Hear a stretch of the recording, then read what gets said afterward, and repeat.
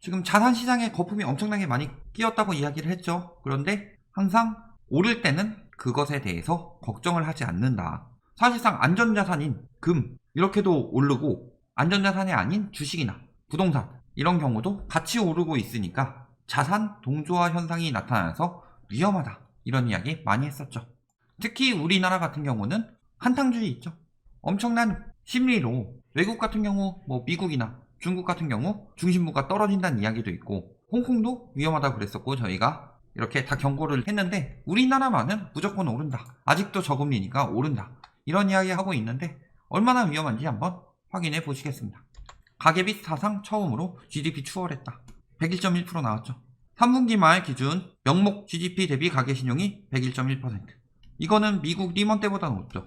여기다 플러스 30-40% 되는 대출이 우리나라에 추가로 숨어져 있다. 전세, 보증금. 따라서 지금 굉장히 부채가 위험 수준이다. 이런 이야기를 많이 했었죠. 이렇게 부채가 쌓여 있는 와중에도 월급만 모으면 벼락 거지다 하면서 영끌에서 집 사자, B2에서 주식 사자 이런 이야기들로 계속 유도하고 있더라. 이런 말들로 인해서 어떻게 됐죠?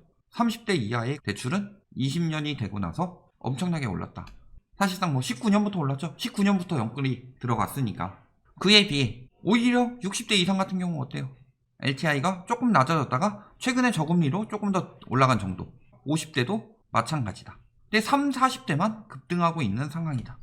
자, 그래서 B2 19조 원 육박했대요.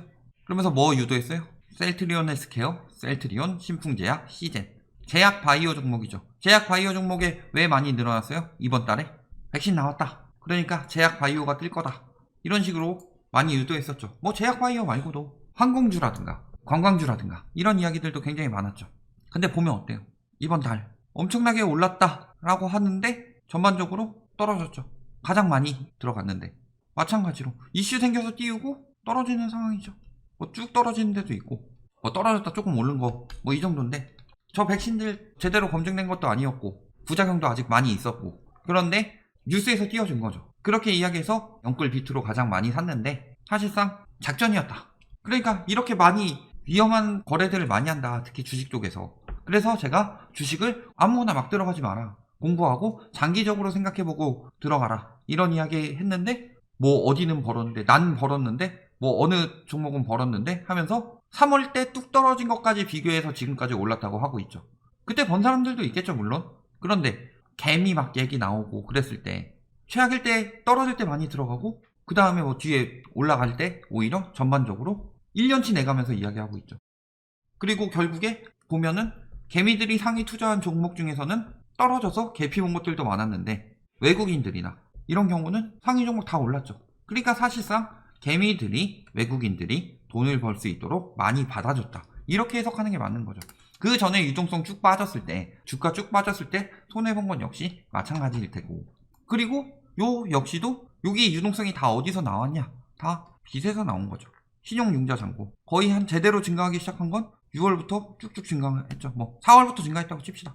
오히려 개인들은 떨어져서 팔고 갚고 있었고 3월에 뚝 떨어졌는데 4월까지 더 팔고 있었죠. 오르고 있는 동안. 그리고 뒤늦게 더 들어갔더라. 물론 이익 보신 분들도 있겠죠. 그리고 뭐 초창기에 들어가신 분들은 좀 이익 좀 봤을 테지만 나중에 들어가신 분들 거의 고점까지 들어가서 올랐는데 반대 매매도 늘어났고 이자가 나가잖아요. 그런 것까지 계산해 봤을 때 정말 엄청나게 벌었냐 개미가 벌었냐 아니면 증권사나 은행이 벌었냐 이런 부분도 생각해 봐야 되겠죠. 위탁 매매 미수금 대비 반대 매매 금액 엄청나게 늘었죠. 올해 12월 21일 기준인데 거의 2배죠. 여윳돈 가지고 투자하신 분들은 그나마 양호한데 빚까지 내가지고 한 사람들 중에서 진짜 작살난 사람들이 굉장히 많았다. 그러면서 어떤 지금 이야기가 나오고 있어요? 자, 주식이 뜨는 이유 뭐예요? 또 부동산이 뜨는 이유 다 그만큼의 유동성이 들어갔기 때문이죠. 유동성이 들어갔는데 실질적으로 요 유동성이 갑자기 늘어난 건 보통 빚이죠. 빚. 그래서 부동산이 뜰 수 없는 이유에 대해서도 저희가 많이 이야기했던 게 저금리면 뭐하냐 대출 규제가 강화됐는데 자 그래서 예전에 예를 들어 5억짜리 집을 사기 위해서 초이노믹스 당시에는 1억 5천만 가지고 있으면 됐죠. 대출이 70%까지 나왔으니까. 근데 지금 같은 경우는 어때요? 투기과열지구 같은 경우 대출이 40%밖에 안 나오죠. 그러니까 3억을 가지고 있어야 된다. 즉 2배의 유동성을 가지고 있는 사람들만이 수요가 될 수 있다. 따라서 금리가 떨어지더라도 대출 규제가 강화됐기 때문에 유동성 장세라고 볼 수 없다. 물론 대출을 안 받고 살 생각도 안 한 자본을 가진 사람들이 들어올 수는 있겠지만 실질적으로 결과는 어때요? 단기 부동자금 늘어나고 있죠. 그리고 GDP 대비 가계부채 같이 늘어나고 있죠. 그렇다는 건 팔고 현금화하는 사람과 빚까지 내서 사고 있는 사람, 요 빚에는 40% 대출 외에 신용대출, 퇴직금 정산 받는 사람들도 있고 보험에서 대출 받는 사람이 있고 마이너스 통장 뭐 등등 엄청난 다른 대출을 받는 것이다. 따라서 저금리라고 하더라도 저런 대출을 받는 것은 고금리 대출이기 때문에 굉장히 위험하다 이야기했었죠. 주식 역시 마찬가지다. 주가가 떨어졌죠? 그러니까 유입하기 쉬워졌죠. 예를 들어서 예전에 뭐 만원짜리 주식이었는데 한 7,000원으로 떨어졌다. 그렇다면은 만원 가진 사람들보단 7,000원 가진 사람이 많기 때문에 들어오기 용이해졌다. 그래서 뜰 가능성이 좋아졌죠. 근데 그 다음에 계속 유동성 장세 운운하니까 여기다가 빚내서 들어가고 그래서 기존보다 경제 상황은 안 좋아졌는데 주가는 더 튀는 그런 상황이 벌어지고 있다. 그렇다면 뭘 막아야 돼요? 유동성. 빚내서 투기한 게 많기 때문에 증권사 한도 축소 카드를 내놓는다고 이야기가 나오고 있죠. 그 전에는 원래 어땠어요? 증권사 한도 다 썼죠. 거의 다 썼죠. 그래서 오히려 증권사에서 한도 좀 늘려주세요 했는데 정부에서는 미쳤어? 한도 축소라고 이야기하고 있는 거죠. 왜? 대출이 위험수위니까. 그러니까 다른 것보다 지금 정부에서 왜 부동산을 잡으려 하느냐. 그리고 주식 같은 경우는 최근에 문제가 됐었죠. 올해. 그게 왜 문제가 되느냐는 가계대출 때문이죠. 다들 건전하게 내 집 마련하는데 무리하게 대출 안 받는다. 주식 투자하는데 무리하게 대출 안 받는다. 정부에서 굳이 관여할 이유가 있어요? 단 국가적으로 위험한 사태를 만들고 있을 때는 정부에서 관여해야 되죠. 그런데 맨날 이걸 가지고 뭐 공산주의니 뭐니 이야기하고 있는 거잖아요. 부동산 역시 마찬가지죠. 뭐 이렇게 올랐다고 계속 이야기하고 있어요. 작년 3배. 그러면서 왜 올해는 이렇게 전국적으로 이야기하느냐. 작년에 전국 이야기 거의 안 했죠. 서울 이야기만 했었죠. 그리고 수도권. 그런데 왜 이번에 전국을 이야기를 하느냐. 서울 상승률은 굉장히 떨어졌으니까 이제는 전국으로 이야기해서 계속 오를 것이다. 이 얘기하고 있는 거죠. 자, 그러면서 뭐라 그래요? 맨날 자, 로또 청약이 상승의 주범은 아니죠. 뺀다고 치고 영끌, 패닉바잉 이거죠. 자, 영끌 뜻이 뭐예요? 영혼까지 끌어서 투기 혹은 내 집 마련이죠. 자, 영혼까지 끌었다는 건 변동성에 약하다는 거죠. 그 다음에 패닉바잉 뭐예요? 패닉바잉 제정신 아닌 상태로 산다 이거죠. 스마트 바잉이 아니라 패닉바잉인데 이것이 상승의 여력이 될 것이다 라고 마치 패닉바잉이 있으니까 집값은 뜬다. 패닉바잉을 한다는 것 자체가 이미 패닉에 빠져서 말도 안 되는 시장이 펼쳐지고 있다는 건데 이걸 가지고 뜰 것처럼 말하는 언론들이 문제가 있다는 거죠. 자, 그러면서 뭐라 그래요? 사고 싶은 사람 아직 많다. 이 사람 지점장이죠. 지점장. 은행 지점장이죠. 매수 우위 지수 상승하니까 오를 것이다. 매수 우위 지수 떨어질 때는 떨어진다고 얘기했어요? 안 했죠. 이분 대단하신 분이죠. 공급 부족 상황이 이어진다. 입주 물량 감소. 입주 물량 감소에 대해서 이야기했죠. 인구 줄고 있고 생산 가능 인구 줄고 있고 가구수 늘고 있는데 1인 가구가 늘고 있는데 1인 가구는 대부분 월세고 아파트 비중도 굉장히 낮기 때문에 아파트 가격에 영향 크게 미치지 않는다. 오히려 가구가 분화되면 분화될수록 매매 수요는 줄어든다. 이 얘기했었죠. 그리고 총 주택수는 늘어나고 있다. 근데 입주 물량 감소 때문에 공급 부족이래요. 맨날. 그러면서 얘기하는 게 재건축 재개발 풀라고 그러죠. 재건축 재개발 풀어가지고 15년 동안 2만 가구 나왔어요. 추가로. 그러니까 입주 물량 막 엄청나게 많이 나오는 것 같죠? 재건축 해가지고 막 6천 가구 들어온다. 근데 6천 가구가 들어오면 뭐예요? 5천 가구 때려짓고 6천 가구 짓는 거니까 1천 가구밖에 안 늘어나는데 택지지구 지정하는 거랑은 차원이 다르죠. 이 교수형 맨날 부동산 오른다고 하잖아요. 코로나도 6개월 내에 잠식돼서 V자 반등할 거다. 이 얘기 한 사람이죠. 이건 말할 것도 없고 정책기조 유지됐는데 시장 상황도 그대로일 것이다. 그렇다면 9.13 이후 정책기조 유지됐는데 왜 떨어지다 다시 올라요? 말도 안 되는 소리 하고 있는 거죠. 자, 매수 우위지수 떨어질 때 뭐라고 그랬어요? 그래도 입지가 뛰어난 지역은 가격이 상당히 오른 곳이 많기 때문에 크게 올라오지 않은 저평가 지역을 골라내라. 이게 오른다는 얘기잖아요. 매수 우위지수 작살나고 있는데.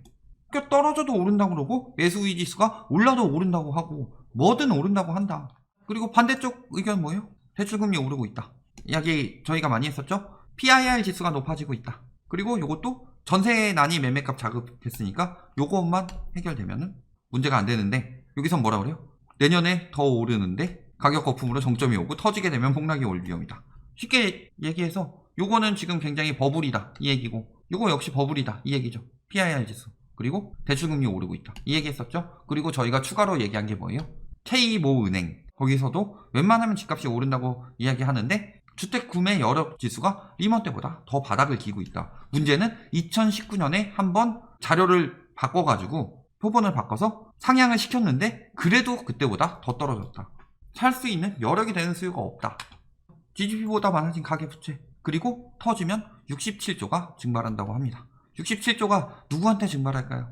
거품 터졌을 때 증발하는 거는 현금성 자산을 가지고 있는 사람이냐, 아니면 위험 자산을 가지고 있는 사람이냐. 늘 이야기하지만 부동산 안전자산이라고 말하는 사람들 절대 믿으면 안 됩니다. 황금성이 떨어지는데 안전자산일 수가 없죠. 지금같이 변동성이 큰데 무슨 안전자산이에요? 자, 거기다가 은행에서 돈이 없죠. 기업대출 비율 맞추기 비상이다. 주식 부동산은 뭐 때문에 올랐다? 유동성이죠. 근데 유동성 장세가 아닌 이유, 가계대출 규제가 들어갔고, 첫 번째, 그래서 가계대출 상승세가 많이 꺾였었죠.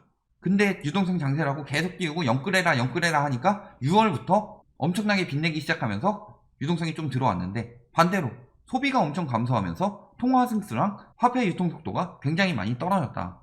그러니까 유동성이 안 돌아서 금리를 낮춘 건데 유동성 장세라고 속이고 있었다는 거죠. 근데 뭐라 그래요? KB, 신한, 우리는 기업 대출을 57%, 농협은 51%에 유지해야 한다. 그러면은 예를 들어서 기업이 5,100억을 빌렸어요. 그리고 가계대출이 지금 4,899억 9,999만 원의 대출을 내줬다. 그렇다면 아무리 많이 내줘도 만 원밖에 못 내준다. 아니면 기업 대출을 더 많이 내주든가. 하지만 대출 둘 다 많이 내주면 문제가 뭐예요? 자기 자본 비율이 떨어지죠. BIS 비율이 떨어지게 되면은 은행의 경쟁력이, 신뢰도가 떨어진다. 근데 지금 저금리니까 예금은 줄고 대출은 는다고 하죠. 그렇다면 은행에서 마음껏 대출을 내주겠느냐? 지금 올해 신용대출 막혔으니까 내년 1월을 노려보자. 내년엔 많이 빌려줄까요? 말도 안 되는 상황이죠. 결론, 가계부채가 위험 수준이다. 그렇기 때문에 은행권에서 정부에서 이야기한 거 말고도 자체 규제가 들어가고 있는 거죠. 풀어달라고 얘기하나요? 안 그러죠.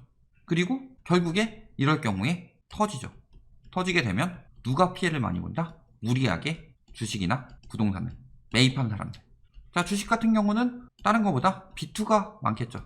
빚 안 진 사람들은 완전히 무너지지 않겠죠. 부동산 같은 경우는 영끌이나 무리하게 투기한 갭투기꾼들, 이런 쪽에서 무너지게 된다. 결국 주식, 부동산은 유동성 때문에 떴었는데 유동성 장세가 아님에도 불구하고 유동성 장세라고 자꾸 이야기를 해서 빚투 영끌이 늘었고, 그로 인해 가계부채가 위험 수준까지 올라가면서 은행권에서 자체 규제를 했기 때문에 더 이상의 유동성 공급은 없을 것이다.